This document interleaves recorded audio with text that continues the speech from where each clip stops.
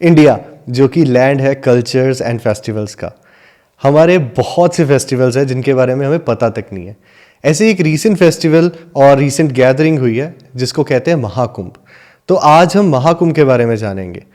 हाय हैंजी। हाय अनमोल। Recently हमारे यहाँ एक गैदरिंग हुई प्रयागराज में, महाकुंभ। मेरे बहुत से दोस्त हैं जो जानना चाहते हैं कि महाकुंभ क्या है।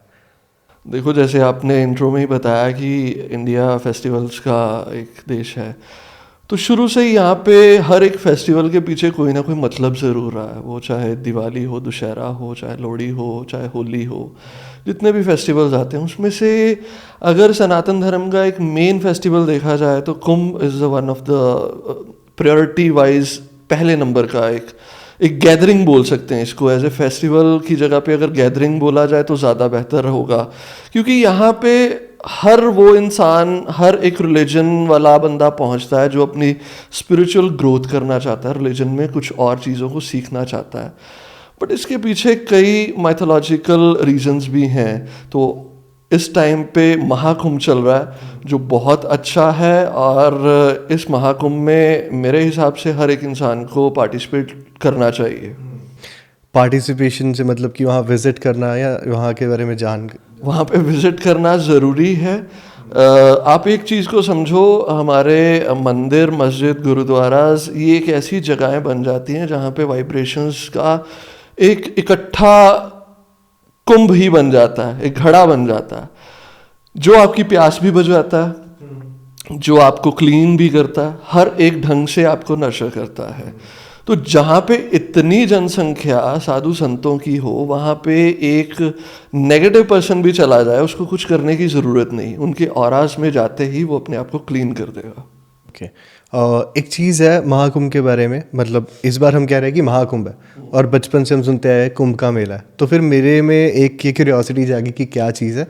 तो उसमें मैंने देखा कि कुछ होता है कि कुछ 2 साल बाद मनाए जाते हैं, कुछ इतने सालों बाद मनाए जाते हैं, और इस बार कहा जा रहा है कि इट इज़ 144 ईयर्स। तो इसके पीछे क्या? हाँ, बचपन में ये चीज़ें कुछ ज़्यादा हमने मूवीज़ में सुनी है कि मूवीज़ में कहा कि मेरा भाई कुंभ में बिछड़ गया और दोबारा मिला है।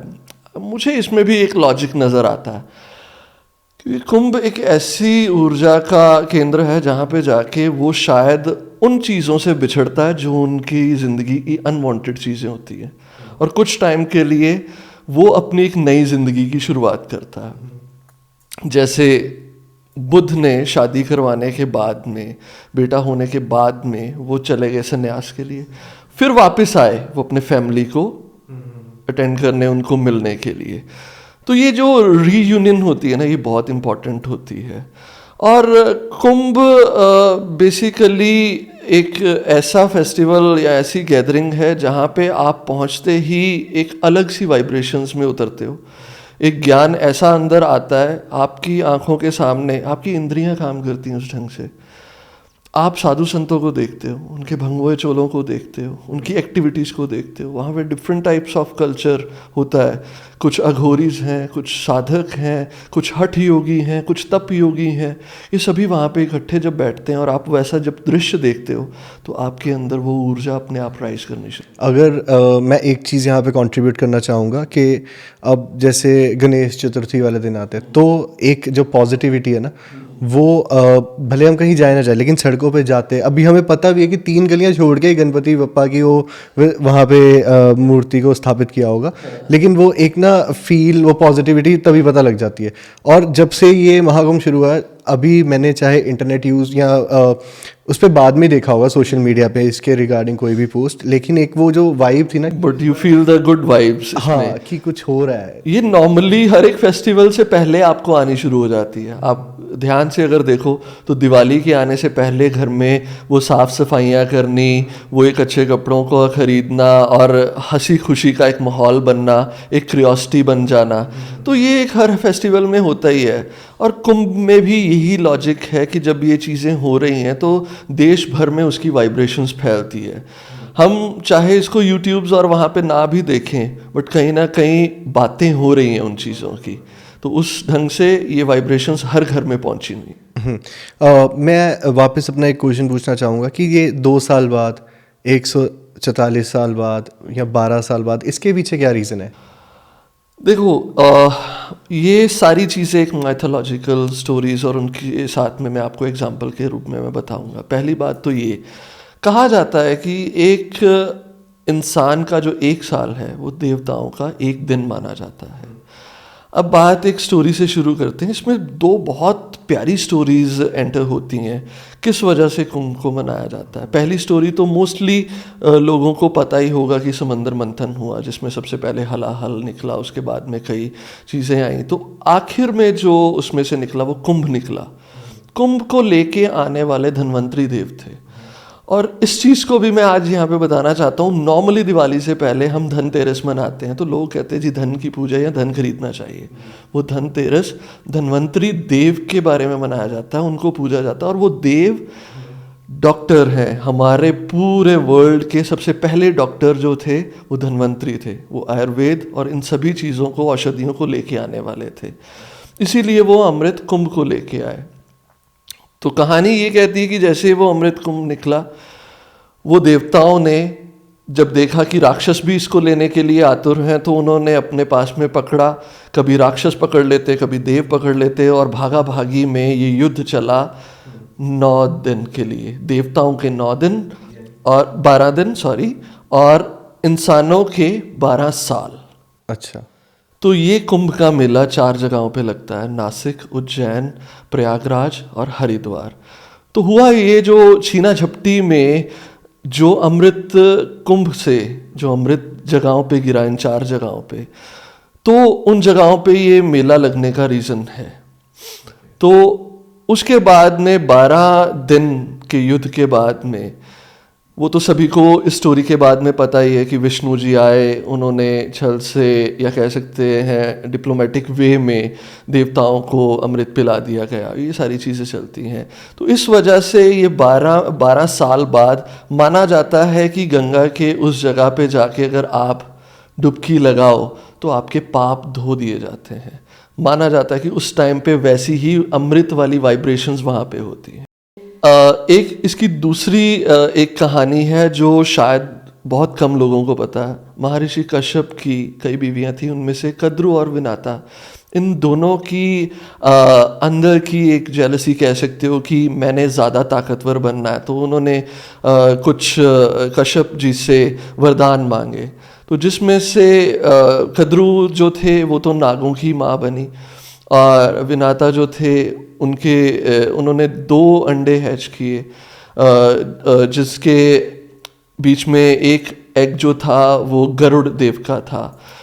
तो हुआ ऐसे कि विनाता को जेलस हो गई, क्योंकि कद्रु के जो एग्स थे वो बहुत जल्दी हैच हो गए, तो इनके अभी टाइम लगा। पेशेंस लूज करते हुए उन्होंने एक एज को खुद ही क्रैक करना शुरू कर दिया, जिनमें से वो बच्चा प्रॉपरली बना ही नहीं था, जिसके श्रापवश उनको 500 साल और वेट करना पड़ा और उनको कद्रु की दासी बन के रहना पड़ा। तो जब गरुड़ जी पैदा हुए तो उनको जब ये चीज़ों का पता चला, तो उन्होंने पहली कंडीशन रखी कि मेरी माँ को स्लेव छोड़ दिया जाए, मैंने उनको अपने पास में रखना है। तो एक डील हुई कि हमें अमृत कुंभ ला दो और अपनी माँ को ले जाओ। तो उसकी वजह से वो गए गरुड़ जी इंद्रदेव के पास में, सभी से फाइट किया।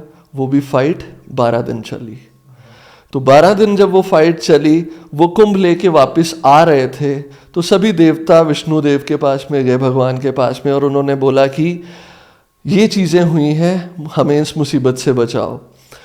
तो विष्णु देव भगवान जब इस चीज़ को सुन के उस तरफ गए, तो आपने कभी सुना है ब्रूस ली के बारे में, माइक टाइसन के बारे में, जब भी वो फाइट करते थे उससे पहले वो पहली स्ट्राइक्स आगे से लेते थे।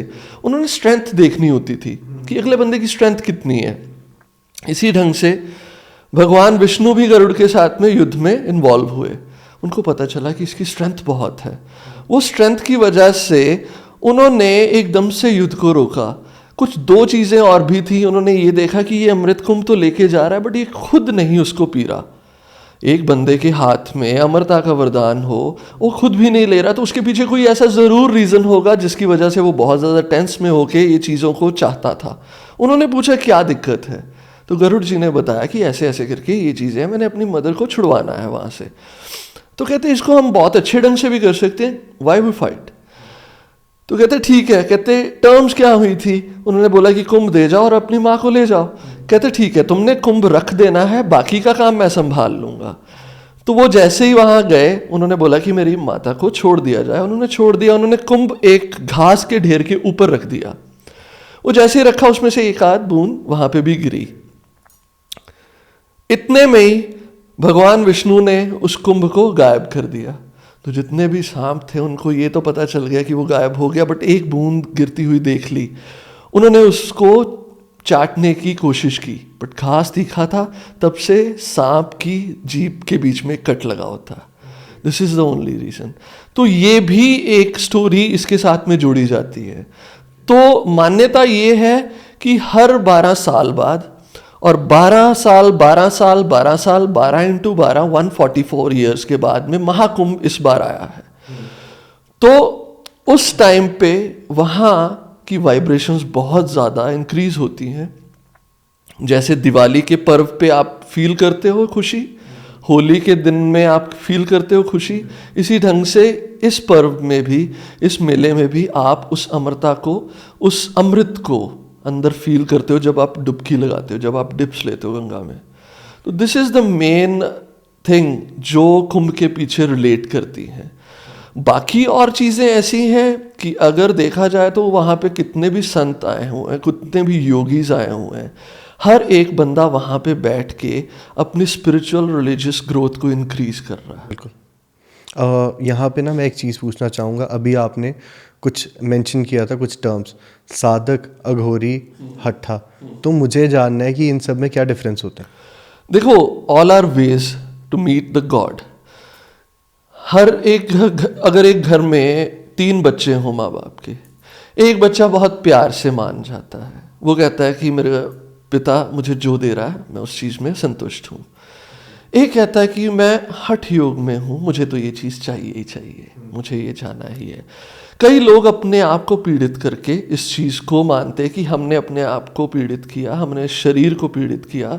फॉर एग्जाम्पल, कोई इंसान या कोई साधु संत अपने हाथ को बचपन से खड़ा रखता है, कोई बाल ब्रह्मचारी बन जाता है, कोई कई सालों से खड़ा ही है, वो बैठता ही नहीं है, कईयों ने अपने सर के ऊपर गेहूं को उगा रखा। हर एक का अपनी अपनी मनोदशा है, मन के टर्म्स हैं, एक फेथ है, एक डेडिकेशन है, मैं इस ढंग से चलूँगा तो मुझे ये चीज़ें अच्छे से मिलेंगी। तो इसमें अघोरी वो अलग किस्म के हैं, हठ योग करने वाले अलग हैं, तप योग करने वाले अलग हैं, उनमें से भक्ति योग करने वाले, प्रेमा भाव और भक्ति में उतरने वाले अलग हैं। तो ये हर एक रास्ता है तो अलग, पर पहुँचेगा वहीं ईश्वर के पास में। ईश्वर तक पहुंचने के अलग अलग रास्ते, जो वो रास्ता चुनेगा वो उस तरीके से अपने आप को वो टर्म देगा कि मैं साधक हूँ, मैं अघोरी हूँ, या मैं हठा। बिल्कुल, इसमें हम किसी भी रास्ते को गलत नहीं कह सकते। हर एक इंसान के अपने मनोदशा के अकॉर्डिंग उसने रास्ता चूज किया है, इसमें कुछ भी गलत नहीं है। बट हम किसी को धक्के से ये चीज़ें नहीं करवा सकते। अगर कोई हठ योग में है या कोई अघोर में है, और अगर आपने ईश्वर की प्राप्ति का मार्ग चुनना है, उसका मन ही ना करे अघोर में जाने के लिए, तो आप उसको ज़बरदस्ती नहीं कर सकते। जिस इंसान का जिस ढंग की परवरिश होती है और वो किस ढंग से अपने अंदर की रुचि रखता है, उसकी नेचर कैसी है, उस ढंग से उसको भगवान और गुरु रास्ता बता ही देते हैं। ओके।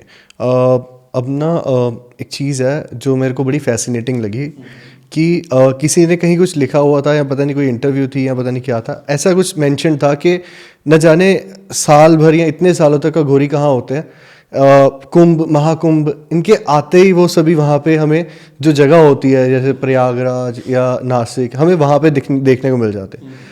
तो जो इतना डिटैच्ड है, हिमालय के ऊपर चढ़ा हुआ है, और इतना उनका, मेरे को नहीं लगता कि वो इन चीज़ों में हमारे बीच में, हमारी कन्वर्सेशन में कभी इन्वॉल्व भी होते होंगे कि ये क्या बात चल रही है, कौन सा त्यौहार आ रहा है। तो उनको कैसे ये चीज़ हो जाती है कि अब यहाँ एकत्रित होना। देखो, ये एक बहुत इंपॉर्टेंट क्वेश्चन है, आगे भी मेरे से पूछा गया था।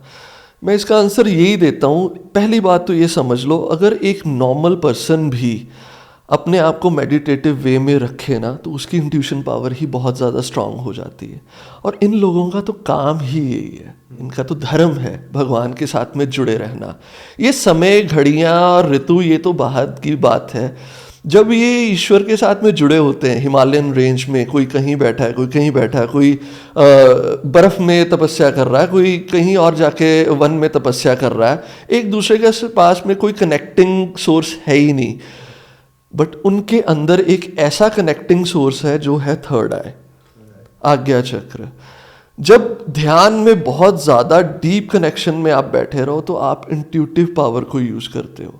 आप ना चाहते हुए ही उस टाइम पे आपकी आंखें खुल ही जाएंगी जब ये मौके बनेंगे। वो बंदा या वो साधक अगर 7 साल, 8 साल, 10 साल भी अगर बैठा रहेगा या 11वें साल में भी पहुंचेगा तो उसको इंट्यूशन होनी शुरू हो जाएगी कि ये 12वां साल आ गया है, कुंभ का समय आ गया है। और उसी महीने से पहले उसकी आंखें भी अपने आप खुल जाएंगी और वो रेडी भी हो जाएगा। फिर वो वहाँ से उतरता है। अगर इंट्यूटिव पावर यहाँ तक गाइड कर देती है कि आपको ये नहीं गाइड कर सकती कि इस बार कुंभ कहाँ लगने वाला है, ये भी तो होगा ही ना। इंट्यूशन को हम मना नहीं कर सकते। एक नॉर्मल इंसान भी फोन को देखता देखता किसी इंसान के बारे में सोच रहा और उसी बंदे का ही फोन उसको आ जाता है, इंट्यूटिव पावर है। उसने तो कोई मेडिटेशन नहीं किया, उसने तो कोई स्पेशली इस चीज़ के ऊपर कोई काम नहीं किया, फिर भी इंट्यूशन काम की ना। तो जो जिसका कर्म और धर्म ही ये चीज़ है वो क्यों नहीं इसमें परफेक्ट हो सकता। This is the only reason. Okay, अब वहाँ पे उनकी कुछ प्रैक्टिसेस होती है। सभी प्रैक्टिसेस तो खैर हम नहीं डिस्कस करना चाहेंगे क्योंकि वो बहुत उनके लिए एक पर्सनल और उनके लिए एक सेक्रेट चीज़ होती है। लेकिन एक चीज़ है जो मुझे बहुत डिफरेंट लगती है, वो है महासमाधि। तो महासमाधि स्टेट में मैंने सिर्फ एक फिगर को देखा। वो ऐसा था कि लाइक आई डोंट नो कि वो बहुत डिफरेंट था। वो नॉर्मल मेडिटेशन नहीं थी, वो बहुत ज़्यादा गुम हुआ नहीं था। ऐसे कि वो इंसान यहाँ नहीं है लेकिन सिर्फ बॉडी यहाँ है। तो महासमाधि क्या चीज़ होती है? देखो, एक चीज़ समझ लो, meditation it's a different thing, उसका मतलब है अवेयरनेस। समाधि का मतलब है शून्यता। यहाँ पे आके आपकी चेतना भी उस परम चेतना के साथ में मर्ज हो जाती है। जब ये चीज़ें होती हैं उसे ही हम समाधि बोलते हैं। नॉर्मली आपने कभी ये चीज़ दुनिया में देखी है कि कोई महापुरुष है, वो पूर्ण हो गए, अपना शरीर त्याग दिया, तो उनकी एक समाधि बना देते हैं कि ये इनकी समाधि है। समाधि का मतलब ही है ये है कि आप रहे ही नहीं, आपका अस्तित्व ही नहीं बचा। आप हो कौन, अनमोल है कौन, हैंजी है कौन। जब ये आइडेंटिटीज खत्म हो जाए, शरीर को छोड़ दिया जाए, अंदर से सूक्ष्म शरीर को छोड़ के बाहर निकल जाए और सूक्ष्म शरीर, वो चेतना भी उस परम चेतना के साथ में एक हो जाए, और ये भी मतलब पता ना चले कि मैं उस परम चेतना के साथ में एक हो गया हूं, उसे बोलते हैं परम महासमाधि। उस महासमाधि में बहुत कम लोग उतरे हैं। जीते जी इस स्टेज तक पहुंचना it's a very hard task. वो वही कर सकता है जिसकी कई सालों की तपस्या हो। उस तपस्या में उतर के ही ये इस चीज़ में जा सकता है। अदरवाइज महासमाधि इस दुनिया में बहुत कम चांसेस हो गए जो आपको देखने को मिलेंगे कि ये एक इंसान महासमाधि में चला गया। ठीक है ना? तो इतना मोटा मोटी समझ लो, महासमाधि का मतलब ही ये है जब कुछ भी बचने को रहा ही नहीं, आप जीरो में जीरो हो गए हो, दैट्स इट। इस बार महाकुंभ में एक चीज़ें देखने को मिली। बहुत सारे जो थे फीमेल नागा साधु भी थे। तो एक वो कंसेप्ट, एक नया चीज़ इंट्रोड्यूस हुई है जो मेरे को लग रहा है, मुझे नहीं पता कि क्या बिलीव है, क्योंकि कुछ लोगों को, कुछ फीमेल्स को सिर्फ गलत समझा गया कि ये सिर्फ शायद व्यूज़ के लिए ये कर रहे हैं या इन चीज़ों के लिए कर रहे हैं, या और कुछ लोग हैं जो कम्प्लीटली डिटैच्ड हैं दुनिया से, सोशल मीडिया वगैरह से, लेकिन वो भी वहाँ पे थी। तो फीमेल की जनसंख्या बढ़ रही है इन चीज़ों में। तो देखो, इस चीज़ में अगर इस टॉपिक के ऊपर बात की जाए तो शायद सुबह से लेकर शाम पड़ जाए, क्योंकि it's a very vast topic. ये बहुत अंदर की बातें हैं, जो समझ सकते हैं वो ही इस चीज़ को समझ पाएंगे। ऊपर की बात मैं ये बता देता हूँ कि आज के टाइम पे जैसे बोला जाता है कि कुछ अपनी हाइप क्रिएट करने के लिए या सोशल मीडिया में ऊपर आने के लिए लोग ऐसे भी हैं, बट कुछ फीमेल्स जो आप बोल रहे हो कि बिल्कुल सीरियस, और इन चीज़ों में मैंने देखा है कि वो बिल्कुल डेडिकेटेड हैं, उनकी अंदर की मनोदशा बदल चुकी है। पहली बात तो ये कि इसमें अगर छोटा सा एक्सप्लेन करूँ, एक मेल पर्सन जो है वो तभी डेडिकेटेडली ईश्वर के साथ जुड़ पाएगा जब उसके अंदर का एक फीमेलपन जो है वो जागेगा, एक फेमिनाइन एनर्जी जागेगी। क्यों? हर बार जब आप देखोगे कहीं ना कहीं, चाहे वो कबीर साहब की बातें हो, अपने आप को कई चीज़ों में, कई वाणियों में उन्होंने स्त्रैण वर्ड्स यूज़ किए, या कई साधु संतों ने कि मैं बौरानी, मैं तेरी कमली, एक फेमिनिन वर्ड यूज किया। उस टाइम पे आके उनकी मनोदशा ऐसी बन जाती है। फीमेल ऑलरेडी एक फीमेल बॉडी में है, उसके अंदर मस्कुलिन पावर ज्यादा है, बट कहीं ना कहीं ऐसी मनोदशा बन जाए और अवस्था ऐसी बन जाए कि वो मस्कुलिन जो बची हुई उसके अंदर है वो बिल्कुल ही खत्म हो जाए और फेमिनिन बन जाए। फेमिनिन बन के वो दुनिया में नहीं विचर सकती, वो दुनिया में नहीं रह सकती। उसके लिए एक ही मार्ग रह जाएगा, एक ही सोर्स रह जाएगा, वो परम पुरुष। जो आयुर्वेद और सभी जगह पे दो कॉन्सेप्ट्स के बात की जाती है, एक है पुरुष, एक है प्रकृति। प्रकृति जब तक आप नहीं बनते पुरुष के साथ में नहीं जुड़ सकते, इस चीज को समझो। पुरुष पुरुष के साथ में नहीं जुड़ सकता, प्रकृति ही पुरुष के साथ में जुड़ सकती है। तभी शिव अर्धनारेश्वर स्वरूप में दिखाई देते हैं, आधी स्त्री आधी पुरुष।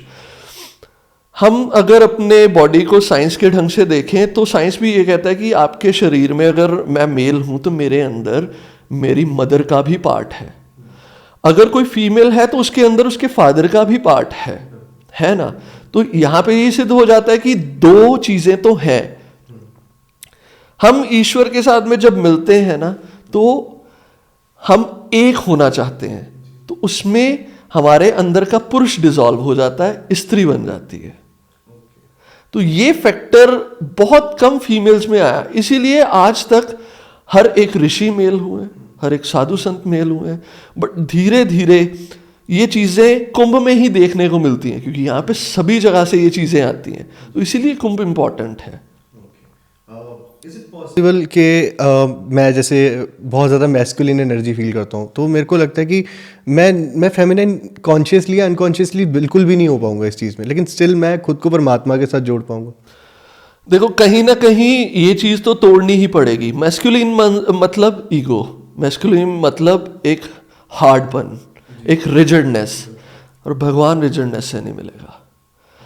अभी कुंभ की जो आप हम ये चर्चा कर रहे हैं, इसमें कई बार आपने देखा है ना, कुछ रील्स कुछ वीडियोस ऐसी हैं जिसमें कुछ अनएक्सपेक्टेड चीज़ें शायद मुझे लगी हों या दुनिया को ना भी लगी हों। मैं अपने पॉइंट ऑफ व्यू से बताता हूँ कि अगर कोई एक साधु या एक संत ईश्वर के साथ में बहुत सालों से रमा हुआ है, ईश्वर का एक नेचर है, सबसे पहला नेचर उसका प्रेम है, प्रेम पूर्वक है, उसके अंदर प्रेम भरा हुआ है।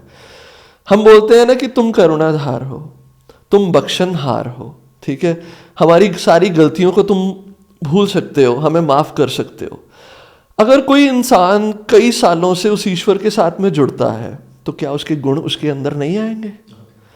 ईश्वर का परम गुण है प्रेम। हम किसी भी मार्ग से चले जाएं, वो चाहे अघोरी हो, मैं कई अघोरियों से भी मिला हूं, हम जितना डरते हैं अगर उनको हम बुरा भला ना बोलें तो उनसे ज्यादा प्यार करने वाला आपको कहीं नहीं मिलेगा। बिल्कुल, मैंने भी कहीं ये चीज़ें देखी हैं। जब उनको मिलो, इंटरेक्ट करो, वो बहुत रिस्पेक्टफुली आपसे बात करते हैं। जब आप उनके साथ में अच्छा मिल जाते हो ना, तो आप उनको इनवाइट करो तो आपको वो बहुत सारी ब्लेसिंग्स भी देंगे, ठीक है ना। बट क्या ऐसे हो सकता है कि एक छोटी सी बात मैंने जो वीडियो में देखी, वो एक रिपोर्टर कुछ पूछने लगा, उस पूछने को टॉन्टिंग वे में लेके with in a few microsecond चिमटा उठाया और मारना शुरू कर दिया जी। मैं शायद नहीं सोच सकता कि जो एक ईश्वर के साथ जुड़ा हुआ शरीर हो या आत्मा हो, उसका मन इतना हावी हो गया उसके ऊपर कि इतने में ही वो मारना शुरू। एक सेकंड में कुछ ट्रिगर कर गया हो। शायद इससे ज्यादा तो अनमोल तुम संत लगते हो, जितनी चीजों को तुमने फेस किया है, फिर भी हम इतना रिएक्ट नहीं करते। फिर ये क्यों? मैं जानना चाहूँगा कि ऐसा क्या हो सकता है कि क्या आप कहते हो कि शायद उनकी रिजिडनेस या उनकी ट्रेनिंग या कह सकते हो उनकी स्पिरिचुअलिटी, उनके बिलीव्स इतने स्ट्रांग हो चुके हैं, तो क्या चीज़ है उनको जो इतनी एक सेकंड में ट्रिगर करती है? वापस वहीं पे आ जाता हूँ जहाँ से शुरू हुए थे, मैस्कुलिन एनर्जी। हम अभी अपने आप को झुका ही नहीं पाए। हम अपने उस योग का ही एक अहंकार बना के बैठे हैं। हम इतने सालों से योग करते आ रहे हैं, हम इतने सालों से तप करते आ रहे हैं। हम शायद वो तप ने, जो उस तप की अग्नि ने आपके अंदर को पिघालना था, उस तप की अग्नि ने ही एक ऐसा रूप धारण कर लिया जो शायद आपको ही जलाना शुरू कर गई। कि वो इतना मुझे सख्त बना दिया कि मेरे से कोई आराम से या कुछ पूछना भी चाह रहा है तो मेरे को लगेगा कि मेरे को टॉन्ट की जा रही है। हाँ, ये मेरी मैस्कुलिनिटी की वजह से हो सकता है। हाँ, कि मेरे को कुछ पूछा भी जा रहा है और मुझे लग रहा है कि मुझे टॉन्ट किया गया और मैं उसी चीज़ में फिर उस तरीके से रिएक्ट कर दूँ। तो मैं नहीं समझ सकता कि इस ढंग की नेचर के साथ में हम शायद ईश्वर के साथ जुड़ भी पाए कहीं ना कहीं, क्योंकि ये मस्कुलिन एनर्जी, ये हार्डनेस, ये रिजिडनेस हमेशा तोड़ने के काम आती है।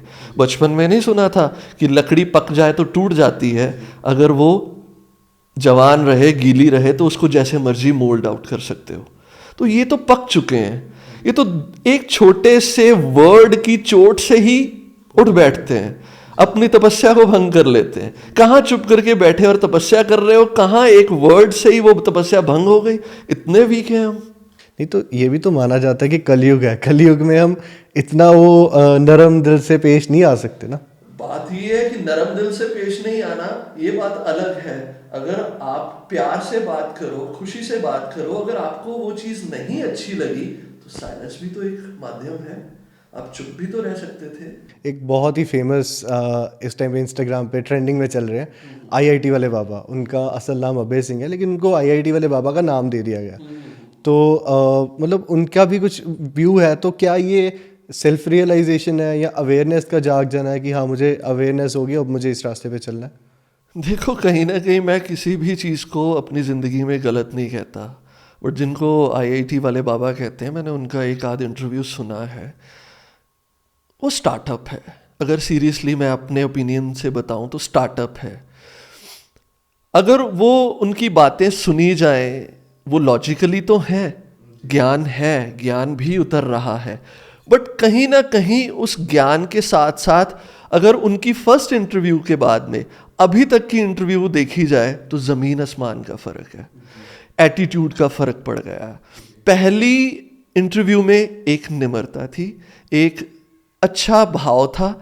अभी की इंटरव्यू के बीच में साथ साथ में खाना भी खाना और उस चीज़ का एक मस्ती में और अलग ही रूप में, अलग ही एटीट्यूड में आंसर देना, क्योंकि हाइप बहुत क्रिएट कर दी ना हमने। तो उसी हाइप की वजह से मैं ये नहीं कहता उनको ज्ञान नहीं उतरा, मैं ये नहीं कहता कि वो सारी चीज़ें गलत हैं। स्टार्टअप है।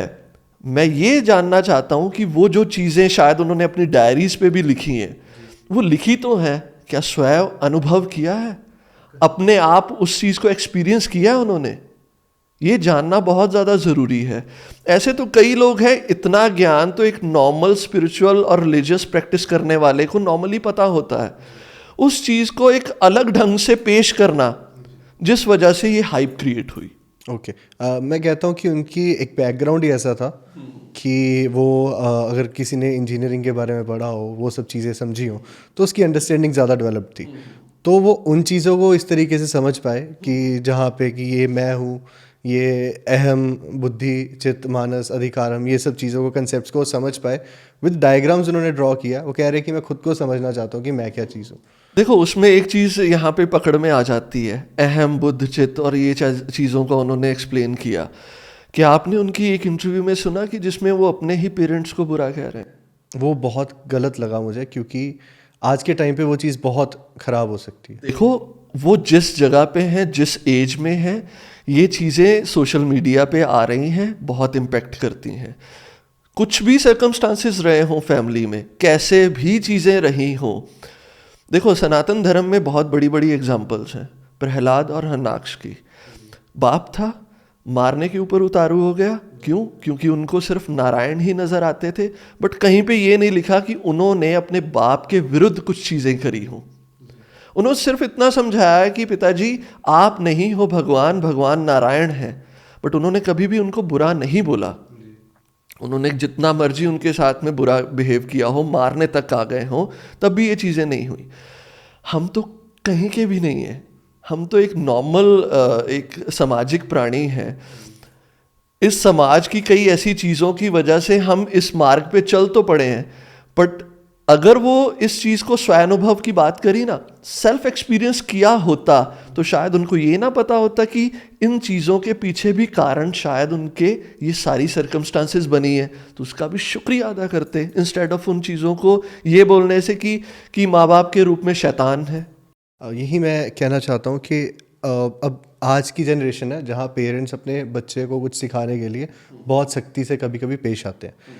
तो जो उनकी बातें हैं कि मतलब बैराग अपना लो, सब छोड़ दो, तो मेरे को लग रहा है कि सोशल मीडिया पे मैंने बहुत से लोगों को कहते हुए सुना है कि यही बन जाओ बेटर है, या इसी रास्ते पे चल पड़ो, ये ठीक है। तो मुझे लग रहा है कि आजकल की जनरेशन जैसी है, वो उनको लगेगा किसी भी बात पे वो ट्रिगर हो गए और वो छोड़ के चले जाएंगे, उनको अपने माँ बाप विलन लगने लग जाएंगे इतने इन्फ्लुएंस होने की वजह से। देखो ये 100% ये होगा ही होगा। पहली बात महाकुंभ, दूसरी आपने कपड़े किस ढंग से धारण किए, तीसरी बात आपकी एज अभी क्या है, और आपकी लाइफ शायद मोस्टली सभी यंगस्टर से मिलती हुई। एक जगह पे गए, वहाँ पे मन नहीं टिका, दूसरी जगह पे चले गए, वहाँ पे ये चीज़ें हुई, घर परिवार में प्रॉब्लम्स हैं, और उसके बाद भी जब आपको कुछ नहीं मिला तो घर छोड़ के चले गए। घर छोड़ के कुछ ही महीनों में अपनी यात्राओं को कंप्लीट किया और आए कहाँ पे? महाकुंभ में। वहाँ पे किस चीज़ को हम दर्शा रहे हैं? और हर एक इंसान, ये नहीं आज तक सुना कभी यार इस जीवन से तो बंदा साधु बन जाए, उसके लिए तो ये ट्रिगर पॉइंट होगा ही होगा। यार ये सारी चीज़ों में फंसने से बेटर है कि वहाँ साधु जन के बैठ जाओ और वहाँ पे लोग आपको पूजा भी करेंगे, आपको खाने को भी देंगे, और चाहिए ही क्या। एक इंटरव्यू मैंने देखा, वो लकड़ियाँ जल रही हैं, उनके पास में चेयर पे बैठे हैं, एक लेडीज़ आती हैं, वो उनको चाय दे रही है। रिपोर्टर आज तक का पूछ रहा है कि कैसी ज़िंदगी है, यही चीज़ें तो चाहता है कि इंसान। ठंड पड़ रही है, कुंभ में बैठे हो, गर्मी, लकड़ियाँ चल रही हैं और आपको चाय पीने को मिल रही हैं। तो आगे से उनका आंसर भी यही था, यही तो चाहिए था।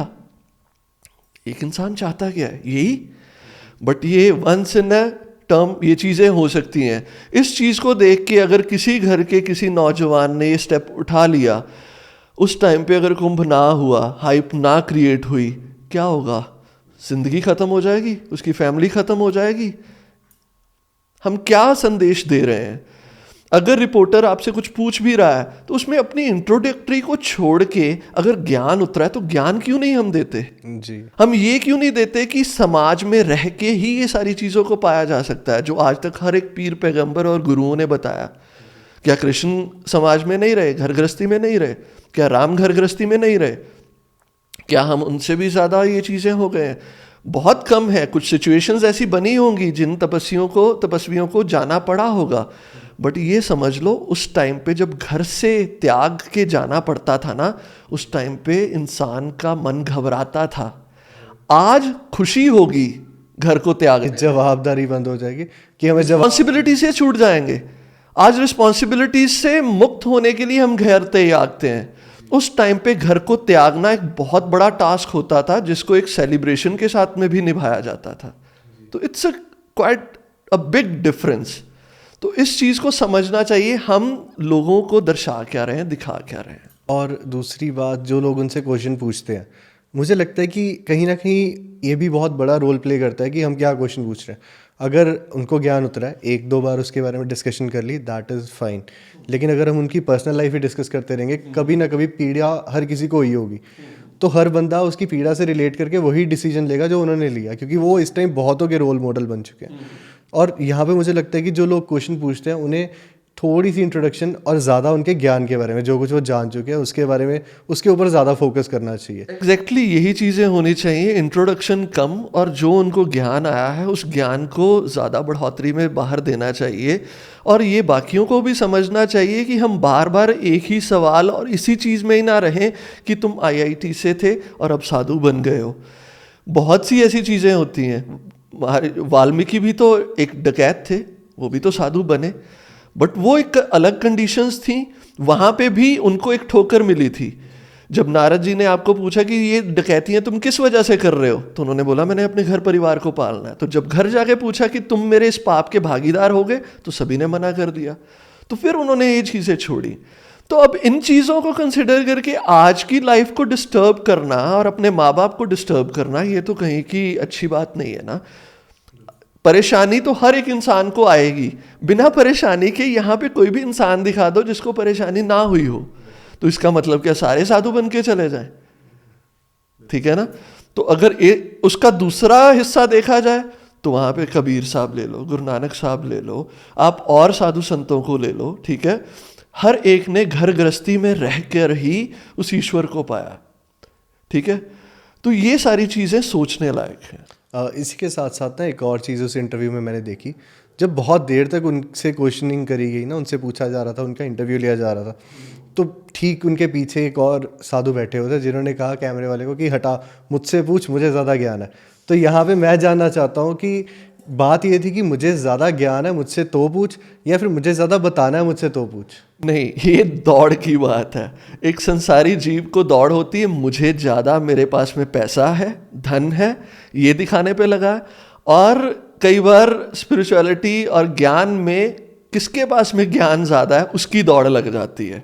तो क्या आप समझ सकते हो कि उस दौड़ और इस दौड़ में क्या फ़र्क रहा? कुछ भी नहीं। वहाँ पे भी दौड़ लगी हुई है। अगर उनके पीछे बैठे, मैंने नहीं उस चीज़ को देखा, क्लिप को देखा, बट आपके कहने के अकॉर्डिंग अगर पीछे बैठे उनके अगर गुरु ही होंगे, अगर उन्होंने बोल दिया कि मेरे से पूछ इस चीज़ का प्रश्न, तो कहीं ना कहीं वो दौड़ इन्फीरियर और स्पिरिटी की होगी कि कौन बड़ा और कौन छोटा। कई बार गुरु भी घबरा जाता है अपने शिष्य को देख के कि मेरे से ज़्यादा मेरे शिष्य को पब्लिसिटी मिल गई है। तो ये चीज़ें होती हैं, ये चीज़ें कभी नहीं जाएंगी। बहुत कम साधक होते, बहुत कम साधु, बहुत कम पीर पैगंबर ऐसे आते हैं जो अपने आप को इस दर्जे के लायक बना देते हैं। अदरवाइज नाम रखना कि मैं पीर हूँ, मैं साधु हूँ, मैं संत हूँ, ये तो कोई भी कर सकता है।